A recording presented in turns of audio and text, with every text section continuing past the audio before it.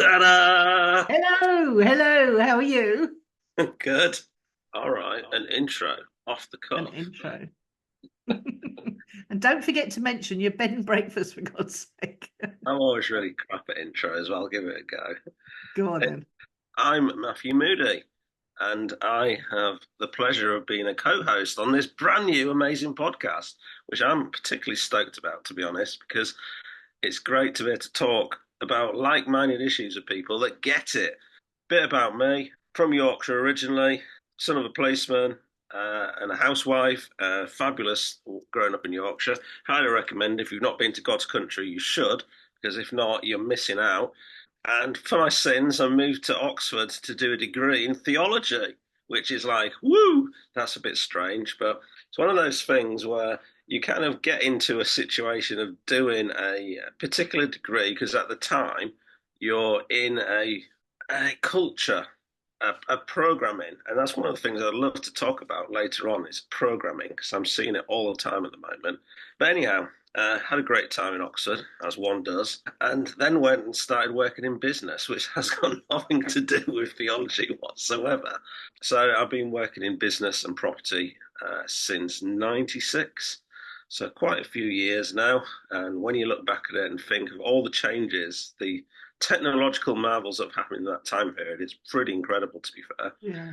How did Nicola and I meet? Well, that's an interesting story. So we know that there's a couple of joint friends who are crazy people and used to organize the most ridiculous masterminds over in Las Vegas. It's one of those things where you need a holiday to recover from it, and particularly the liver. I'd heard about you, and I think I'd come across you before on the Money Gym or one of your other things that you've done in the past. I'd heard of your name, but I'd not actually met you before. And we were at this mastermind, which was an insane one. This was one where we went to Liberace's mansion and sat in Oh, gold-plated that was the bathtubs. best one. We had a desert party in the middle of the desert, going round on like With real camels.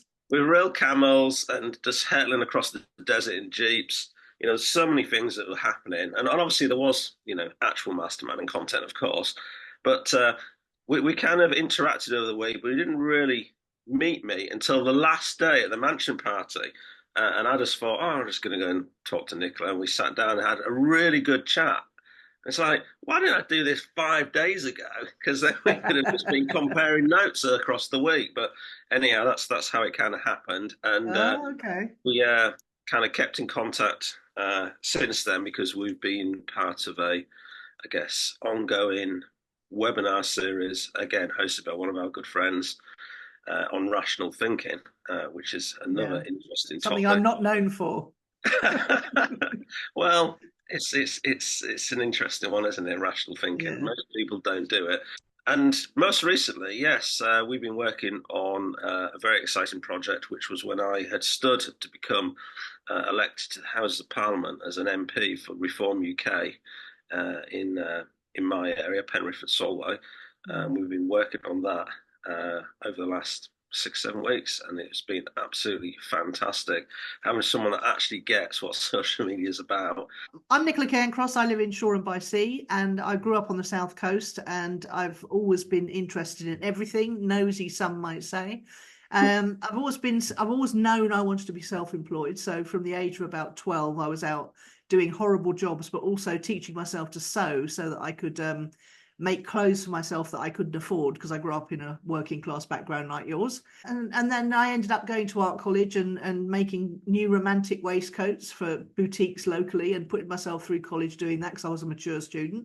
I don't know how mature you are at 21, but I was older than the other kids, so I did have some sort of semblance of a work ethic, having worked in Southern Water and hairdressers for a long time. Bought my first house at 18 with my friend Kim, who was 19, and she was a self-employed hairdresser. She had all the money, and I had the job at Southern Water. So we bought a 3-bedroomed house with a dining room and a kitchen and breakfast room. So it actually slept 4 and still had a living room. Nice. And 5 if we just use the breakfast room. So we filled it full of others. Chris the Punk was a notable tenant who taught me all about David Bowie.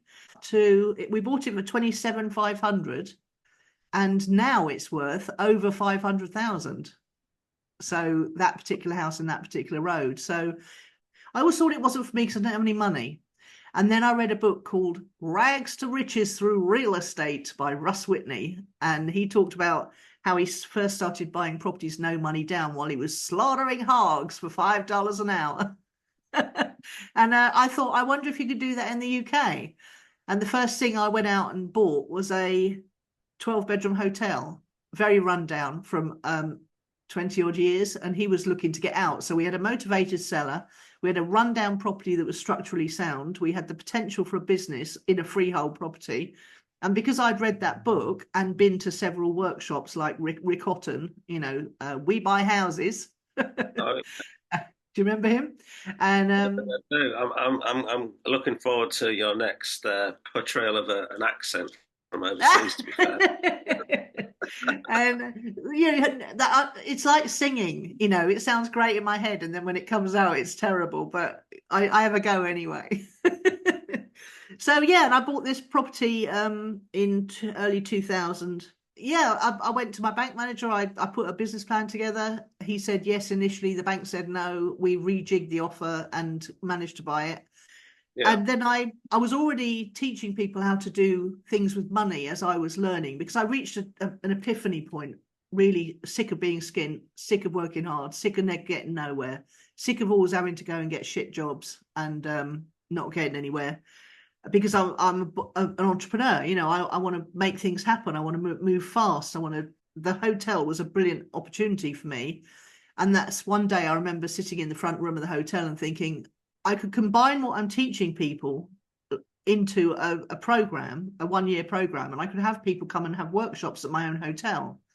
And that was when the Money Gym was born. And that day was a complete epiphany day. I had the idea, I worked out the details, and then I wrote an email out to my mailing list that I'd been building up since '98, email mailing list. And I sent it out and I came back to 64 grand's worth of business, people just signing up on the spot.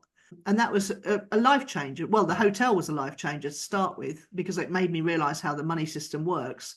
The same day I got a letter telling me I could have 300 grand for the mortgage on the hotel, I got a letter from Branson's Virgin credit card company saying, you can't have a credit card for £1,000.